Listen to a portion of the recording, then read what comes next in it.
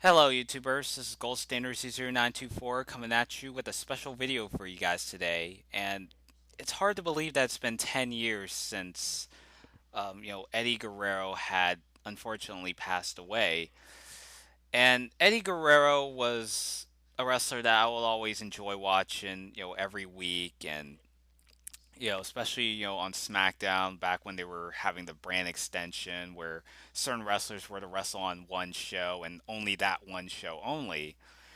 And Eddie was a wrestler that I looked forward to watching SmackDown every Thursday nights. And he came from a long list of families, going back to, Gory Guerrero, and he had this thing going on in Mexico, and he would eventually go over to the states and wrestle in ECW, and had a series of matches with guys like Too Cold Scorpio and D Malenko, who he would end up developing a long time friendship with him. And they had their Hostile City Showdown, and then he went over to WCW, especially when they're starting up the cruiserweight division, and him and Rey Mysterio, Ultimo Dragon, Juventud Guerrera, Psychosis. List goes on and on, and Chris Jericho as well. Um, and Eddie was one of the shining moments of that particular cruiserweight division, and him and Rey Mysterio had an incredible performance at Halloween Havoc '97 when they were fighting over the Cruiserweight Championship belt versus Ray's Mask. And this match was one of the things that not one of the things, but one of the matches that you kind of think when you think of Eddie Guerrero and some of those matches that really stood out. A lot of people point out to that Halloween Havoc '97 encounter. Um, and also other guys he feuded, especially his stuff with Chavo Guerrero, which not a lot of people really bring up because this was at the time the NWO, but a lot of people don't really give Chavo a lot of credit. But they had their little feud going on in the summer of '98, and the hair versus hair match. um then he started that LWO. Especially during that time where Eddie felt like he was getting held back, and as well as trying to stand up for lucha libre, and starting up the Latino World Order. Um, and then he would eventually go on to WWE a couple years later, and teaming with the Radicals with Chris Benoit, Dean Malenko, Perry Saturn, which was really cool. I remember actually watching that, January of 2000. I think it was sometime after the Royal Rumble, and I think like the New Age Outlaws were involved in the match, and then in the front row you saw like the familiar faces from WCW, and they were just pounding away on Road Dogg, and then they celebrate backstage with Mick Foley, when he was Cactus Jack. Some really cool stuff. And unfortunately, the Radical stable, didn't really last that long, which was kind of unfortunate. They were together and then they broke up, and then, they ventured out into singles, and then got back together by the end of 2000, and then they kind of broke away once Chris Benoit and Eddie Guerrero kind of distanced themselves from the Radicals. And then, Benoit and Guerrero were kind of suffering from either injuries or, personal demons that they were going through behind the scenes. Um, and then Eddie would come back, feud with Rob Van Dam, and fighting over who has the better frog splash, and which is really interesting stuff that they did. The ladder match they had on the Raw.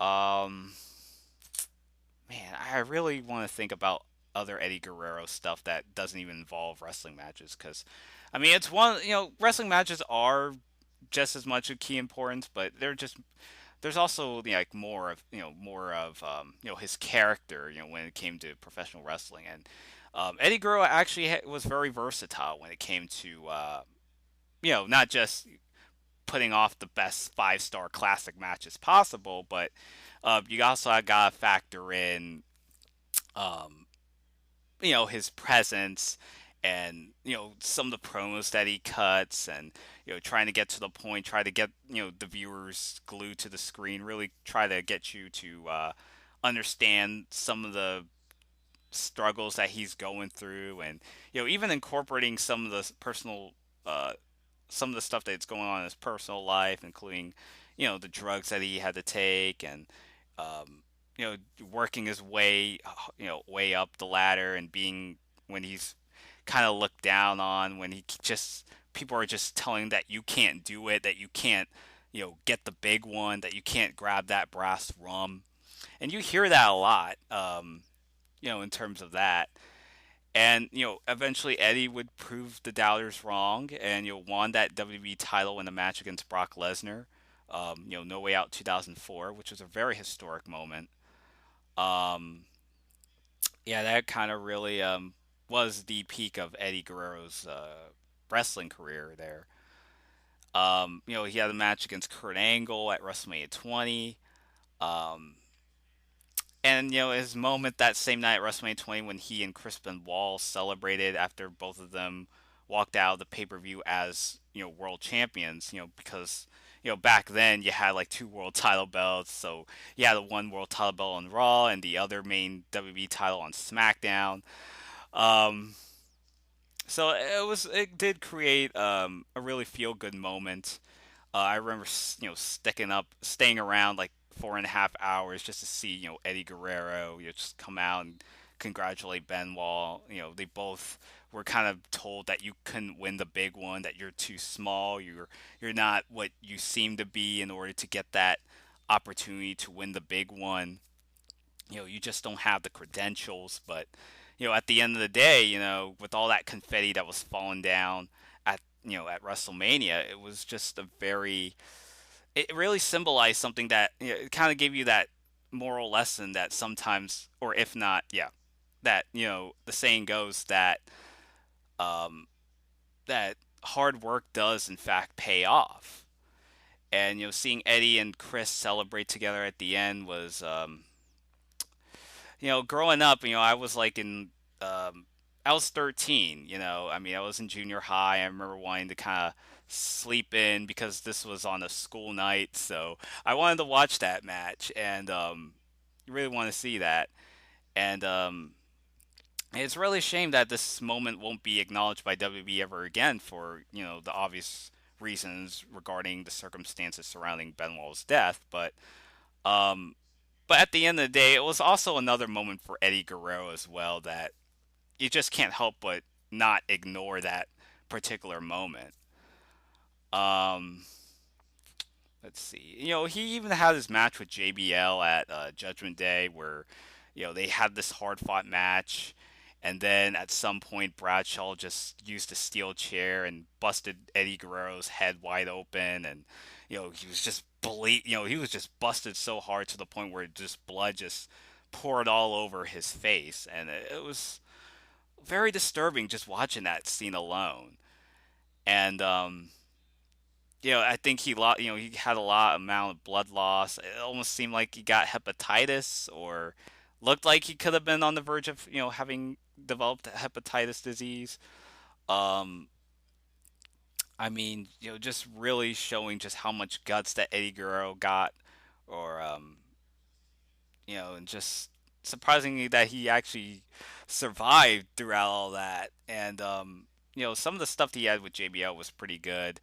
I mean, yeah, JBL's title reign was questionable, but that's another topic for another day. So I'm just gonna try and keep it positive here.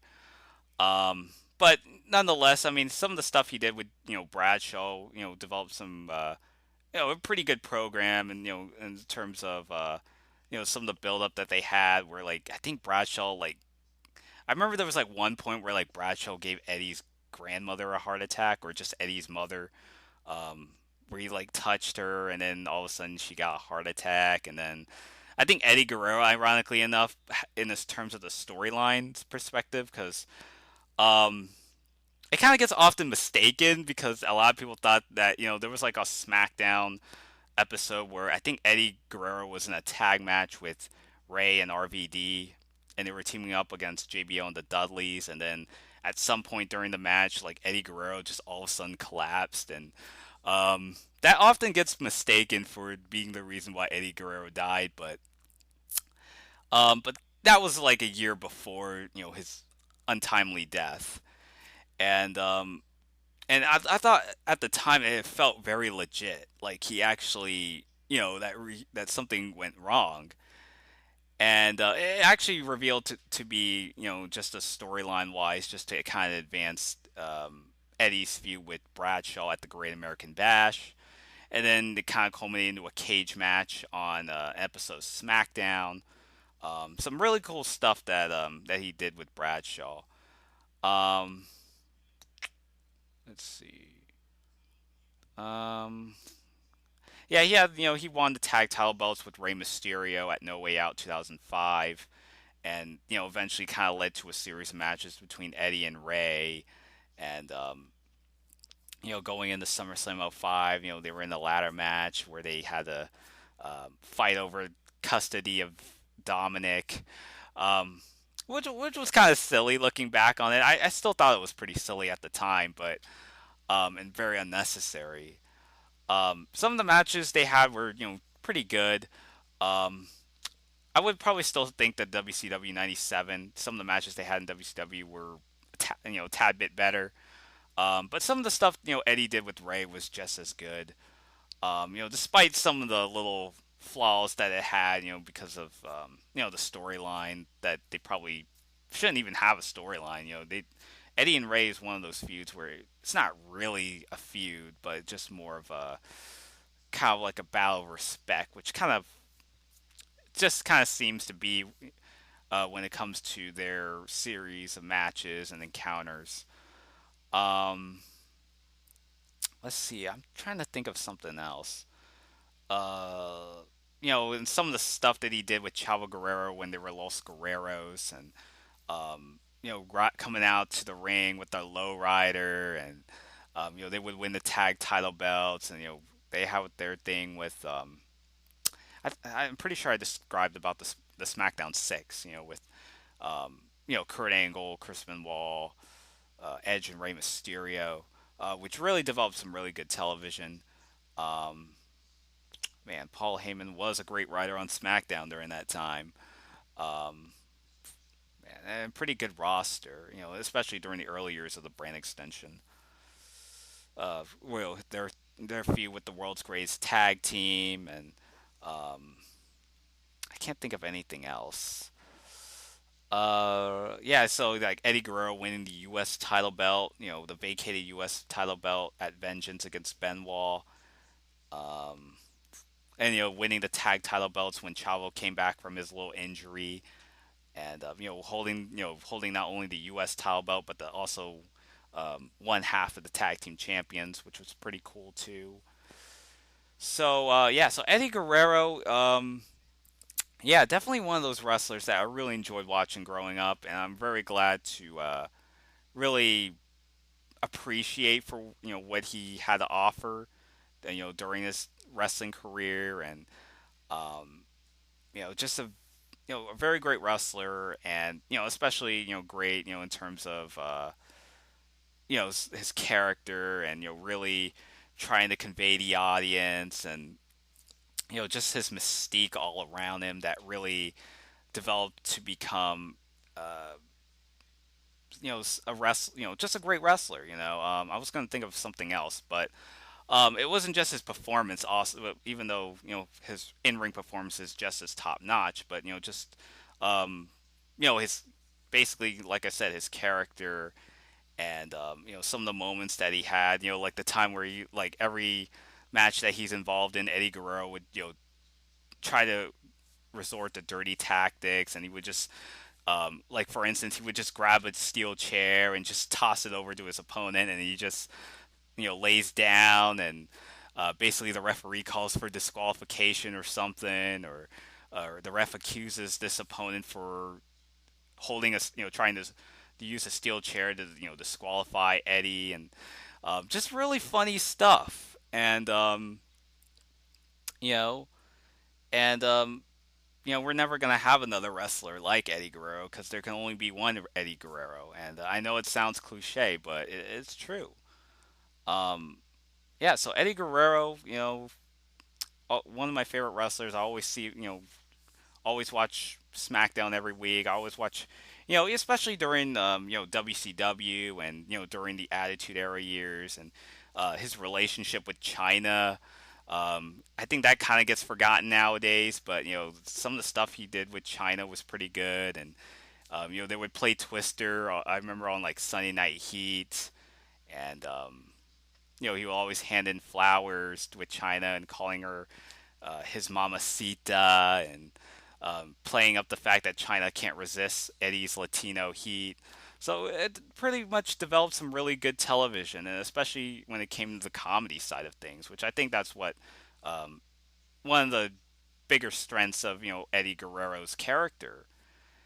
So yeah, so he was definitely a wrestler that really brought life. When it came to his just him as as a uh, performer and stuff. So yeah, so I think that's really kind of like my memories of watching Eddie Guerrero growing up, and I would have liked to have go on uh, just go on like visit Eddie Guerrero and like maybe just sign an autograph and talk about um, his work and just providing some appreciation with them. Just wish I could actually meet up with him on like maybe a WWE house show or something. Maybe do like a meet and greet. Just imagine if Eddie Guerrero was still alive today. Maybe I would probably get an opportunity to maybe pay a ticket to watch him wrestle, or go on a maybe go at a fan panel. Given the popularity of fan conventions nowadays. You just meet and greet certain celebrities, just famous people overall. Is basically what I'm trying to say. Yeah, I wish I could be able to meet Eddie Guerrero and maybe sign an autograph, take a picture. Who knows where Eddie Guerrero would be if he was still here. Um, but yeah, I mean that's one of those what ifs. I mean, I'm not. I mean, Eddie Guerrero, he did what he accomplished, what he had to do. Um, Definitely a great performer without a shadow of a doubt. So, what are your thoughts about Eddie Guerrero's career? What was your experience if you happened to have the chance to have met up with Eddie a while back? What were your thoughts on Eddie Guerrero and his wrestling career, and as far as his legacy is concerned? What are your thoughts? So, leave down your comments down in the comment section below. And till next time, this is Gold Standards. This is your 924 signing out.